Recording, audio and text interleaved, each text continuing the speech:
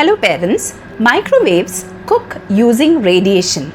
So it only stands to reason that much like X-rays or CT scans, they could give you cancer, right?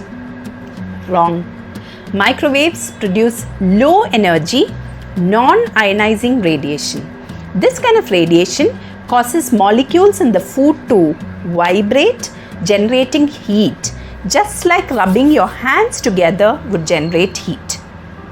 Unlike the ionizing, cancer-producing radiation of X-rays or gamma rays, microwave radiation is non-ionizing, just like the kind your TV or your phone uses. And much like sitting too close to the TV won't give you cancer, neither will heating up your leftovers in the microwave oven. Thank you.